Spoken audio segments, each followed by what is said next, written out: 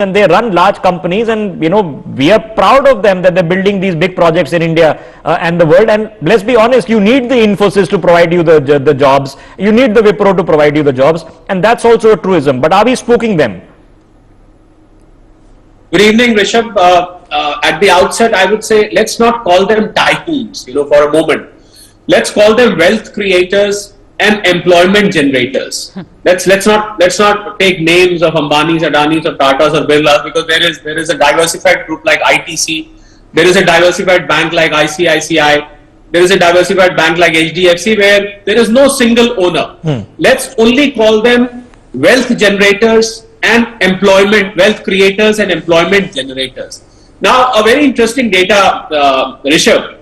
Out of the 142 crore people that we are, about 50 crore of them, that is 500 million, they are involved in the main economic activity. That is, if I put it down in simple terms, that 50 crore people earn for 142 crore people. Of course, this 50 crore includes unorganized sector, it includes corporate sector, and it also includes that Sarkari Naukri, which is less than 1 crore, including the states. About 94 lakh people, as per the data that I have, work in the central and state governments all combined. So is the Congress aiming at creating 500 million government jobs? So the whole of the workforce is going to work for the government. Then what happens? Who's going to run the corporate? That's my first point. My second point is on the GST.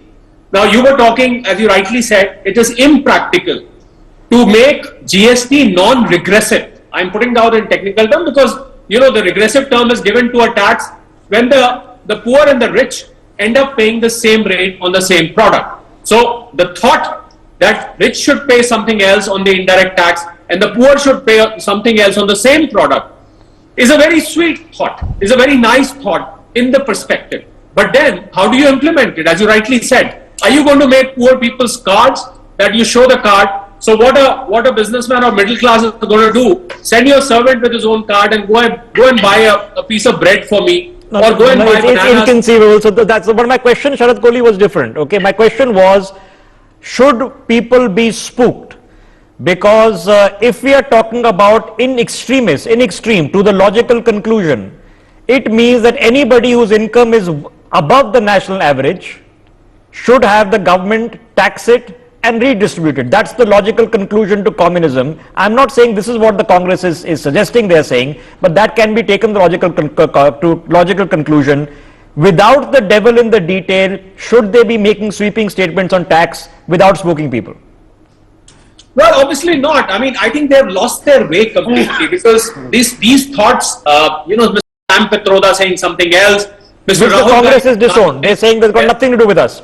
His personal comments. Mr. Gandhi saying something else, the manifesto saying something else. So I think this itself is indicating of the fact that they really don't know what they want to do, except the fact that they want to stir the emotions of the poor people in this country, where they start feeling that we are going to get some khairat from the other people. And by the way, Rishabh, I interviewed a few poor people from villages, in fact 100 of them, and you'll be shocked to know, they told me, Sahab, hame khairat nahi chahiye. It is better आप हमारे लिए कुछ opportunities create कर दीजिए, हमारे बच्चों को give us good education, give us good health. People want a job, they don't want a handout, but they do want a job. So let's not, Mr. Kurian, we don't know what that mechanism is. Nobody's been able to explain to me, and honestly, your best friend, maybe even your close family members, I can speak for myself. I don't discuss my finances with my best friends, not even my close family members. Okay, I don't think any of you want to discuss your finances, let alone with strangers, and let alone that with a government agent, other than what is your registered scheduled income on which you have to pay tax. Nobody wants to discuss what's in underneath their beds. Nobody wants to do it. But you're saying, yes, we want to do an X-ray into people's houses.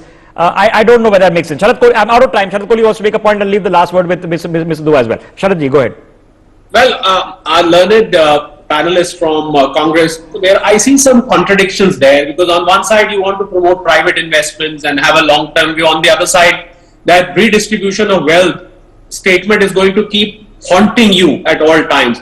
And he talks about consumption as well. So boosting the consumption, he should know that primarily Indian economy is made of 55 to 60% of consumption. It is only because of the buoyant consumption that we are today the 5th largest economy in the world. It is only because we've got a huge consumption base. All the international companies are coming here because of consumption. So, and once the redistribution happens, all of this is going to fall flat. That's the statement I wanted to make. Just study the economic impact of redistribution of wealth, Bishop. You will find so many answers there that all the tall claims being made by the Congress, they are going to fall flat if you test them out on an economic parameter, Rishabh.